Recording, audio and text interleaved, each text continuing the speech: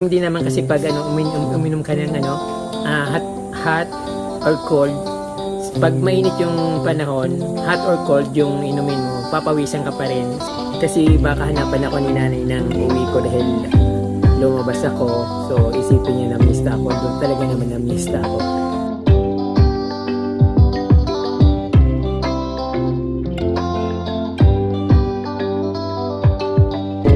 Ang ganda ng mga nararating ko. Dito lang ito sa bayan ng Labunoy, ongoing to Karamuan.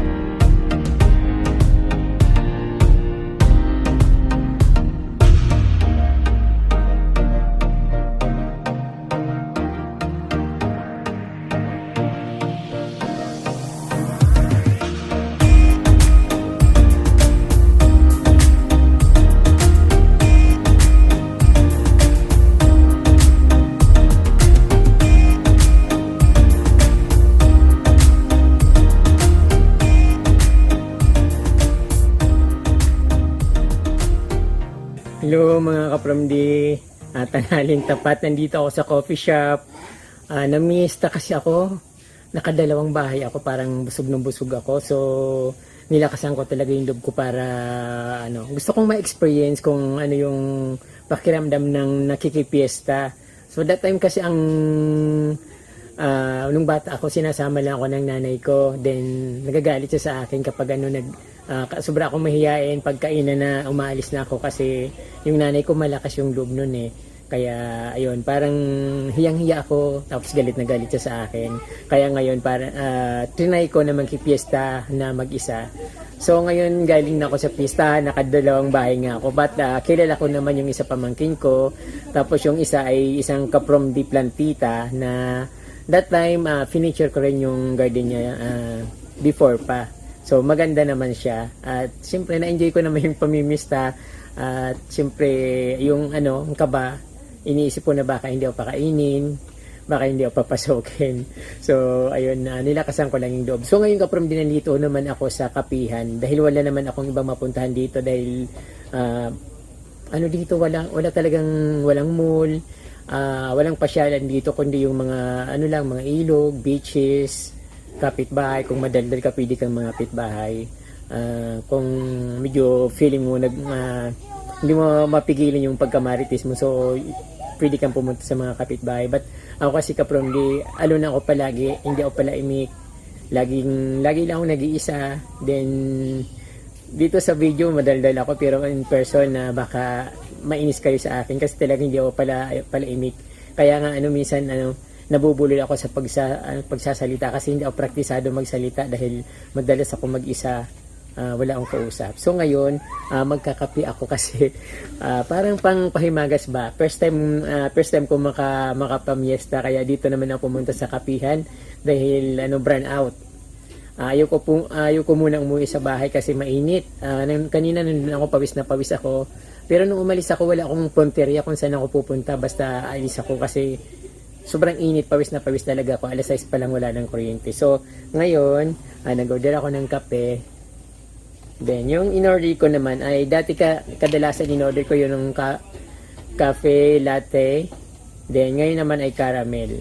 Tapos yung French vanilla, in-order ko rin yan. Ngayon caramel naman. Try ko naman yung caramel. Then, meron akong latte. Ayun. So, ito, ang tawag nito sa amin ay latte. So, hindi ko na inusyoso kung magkano yung presyo nito. But mura lang. Siguro mga 48 yata yung binayaran ko. Kasi 40 pesos yung caramel brewed coffee. Then, parang, I think 12 pesos ito. Kasi humingi siya ng 2 pesos. Ibig sabihin, ayan. Then, ito 40 pesos.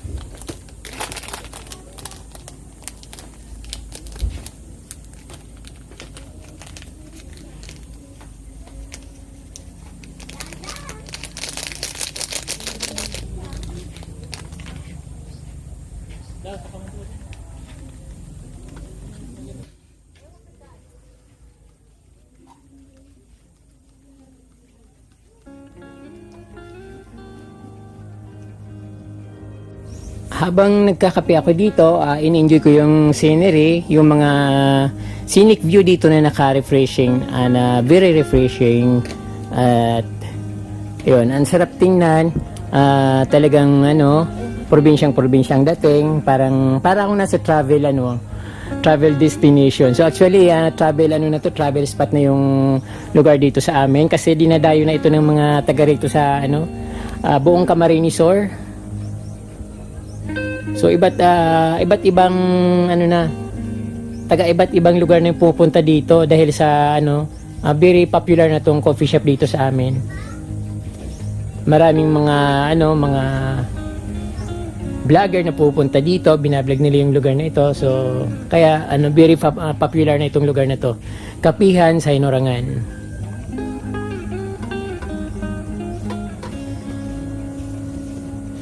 So yung view dito, malinis siya, maganda.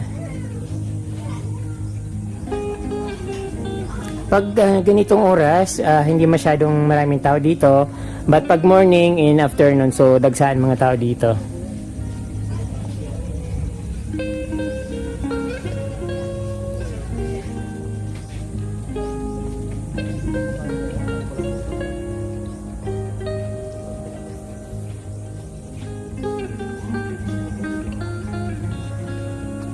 Sa baba ay ang scenic view na makikita sa maraming plants. Siyempre, kapag mas maraming plants, mas magandang tingnan at very attractive. Ayun, napakaganda ng scenic dito.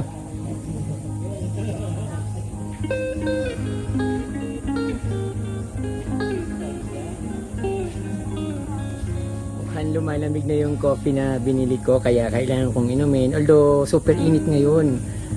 Hindi rin ako pwedeng uminom ng soft drink kasi instead na soft drinks, mag coffee na lang ako kasi ubuhin ako ng soft drinks, yung basta carbonated drink, like yung soft drinks, any carbonated drinks. Pag uminom ako, automatic na ubuhin na ako. Mas okay lang inom ako ng coffee, although yung coffee kasi nakapagpa-rin siya, nagkukos siya ng acid sa yung lalamunan o sa esophagus ba.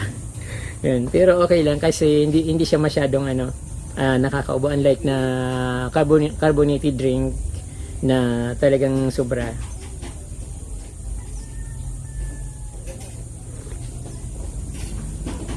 Masarap din naman uminom kahit na mainit yung panahon at mainit din yung iniinom.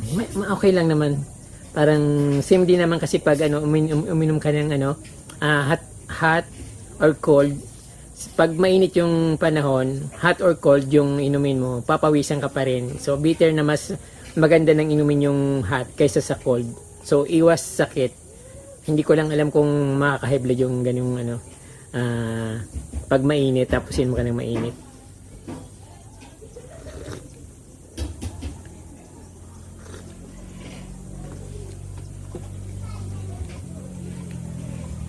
Sarap.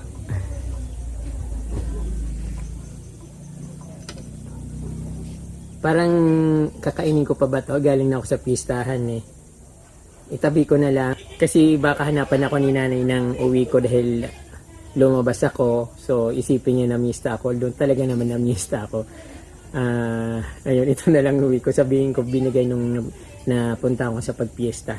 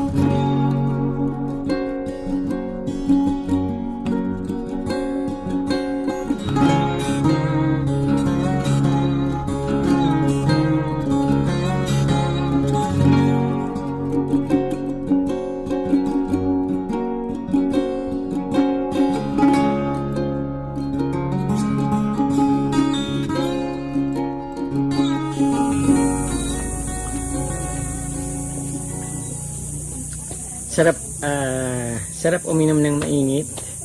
Kaya lang talagang sobrang init.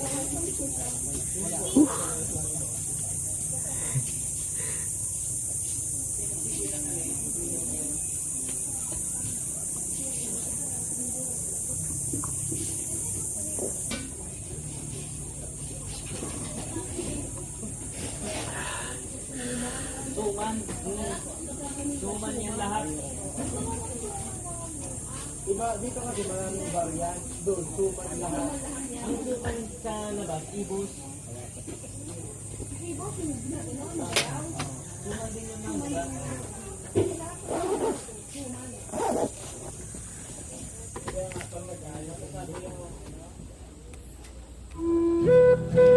Napakaganda ng tanawin dito sa aking lugar.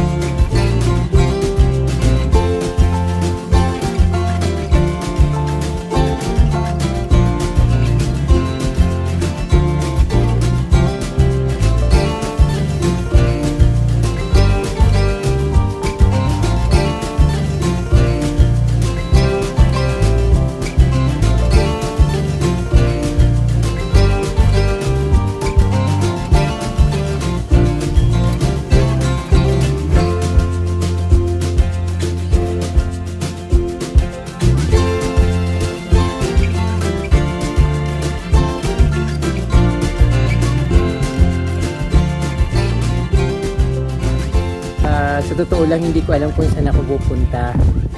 Gusto ko lang magliwaliw. Sobra akong naiinip. Wala akong mapuntahan. Kaya nagmotor ako. So, ang ganda ng mga nararating ko. Dito lang ito sa bayan ng Lagunoy. Ongoing to Karamuan. So, yung highway dito napakaganda at yung mga scenic views, mga nakikita dito sa daan, napakaganda. Katulad ng mga nakikita nyo, yun na yun ang Lagunoy. So napakaganda dito sa aming bayan. Pero sana kapramdi, ayun, inaabutan ako ng ulan at umaambo na. Sana may makita akong mas magandang lugar at magandang garden para may maipakita ulit ako sa inyo ng super na ikaka-excite nyo.